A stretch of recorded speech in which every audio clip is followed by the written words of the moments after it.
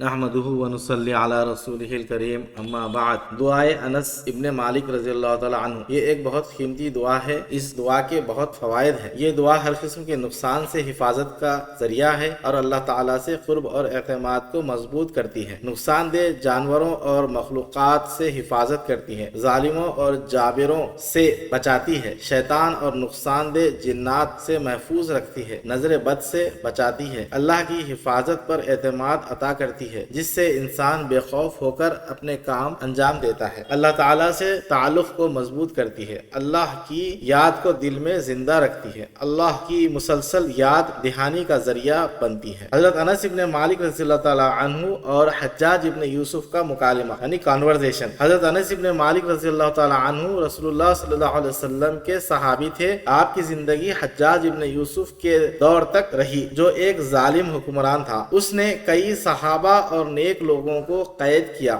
اور شہید کیا۔ حضرت انس رضی اللہ تعالی عنہ حجاج ابن یوسف کے سخت ناقد تھے، یعنی تنقید کرتے تھے۔ جب حجاج کو اس بات کا علم ہوا تو اس نے حضرت انس کو اپنے محل میں بلایا، وہاں ان کے درمیان گفتگو ہوئی۔ حجاج ابن یوسف نے کہا، کیا تم انس ابن مالک ہو؟ حضرت انس رضی اللہ تعالی عنہ، جی ہاں۔ حجاج، کیا تم مجھے برا بھلا کہتے ہو اور تنقید کرتے ہو؟ حضرت انس رضی اللہ عنہ نے فرمایا، ہاں، کیونکہ یہ میرے اور ہر مسلمان پر واجب ہے۔ تم ایک ظالم ہو، اسلام کے دشمن ہو، تم نے اللہ کے دشمنوں کو عزت دی اور اللہ کے نیک بندوں کو ذلیل کیا۔ حجاج، کیا تم جانتے ہو کہ میں نے تمہیں کیوں بلایا؟ حضرت انس رضی اللہ عنہ، نہیں۔ حجاج، میں تمہیں دردناک موت دینا چاہتا ہوں۔ حضرت انس رضی اللہ عنہ نے کہا، اگر میں تمہاری بات مان لیتا تو گویا میں تمہاری عبادت کرتا اور رسول اللہ صلی اللہ علیہ وسلم کی تعلیمات پر شک کرتا، لیکن نبی کریم صلی اللہ علیہ وسلم نے مجھے ایک دعا سکھائی ہے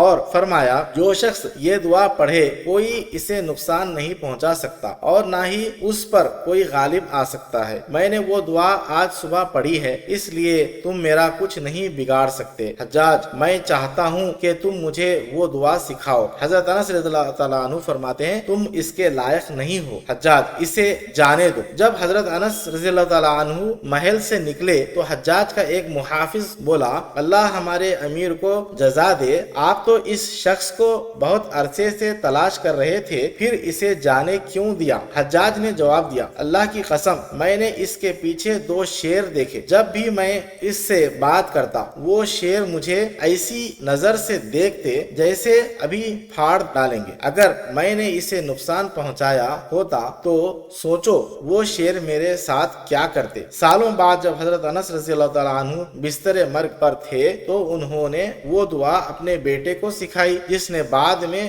اسے آگے نسلوں تک روایت کی۔ وہ دعا یہ ہے، اللہ اکبر اللہ اکبر اللہ اکبر، بسم اللہ علی نفسی و دینی، بسم اللہ علی اہلی و مالی و ولدی، بسم اللہ علی ما اعطانی اللہ، اللہ ربی لا یشرک بہ شیئا، اللہ اکبر اللہ اکبر اللہ اکبر، واعز واجل واعظم مما اخاف واحذر، عز جارك وجل ثناؤك ولا اله غيرك، اللهم اني اعوذ بك من شر نفسي ومن شر كل شيطان مريد ومن شر كل جبار عنيد، فان تولوا فقل حسبي الله لا اله الا هو عليه توكلت وهو رب العرش العظيم، ان ولي الله الذي نزل الكتاب وهو يتولى الصالحين۔ دعائے انس کب پڑھنی چاہیے؟ روزانہ صبح کے وقت اس دعا کو 1 مرتبہ پڑھنا چاہیے۔ بعض علماء کے مطابق مغرب کے بعد شام میں بھی پڑھنا مفید ہے۔ سفر پر روانگی یا خطرناک سفر کے وقت سفر کی دعا کے ساتھ یہ دعا پڑھنا چاہیے۔ دشمن کے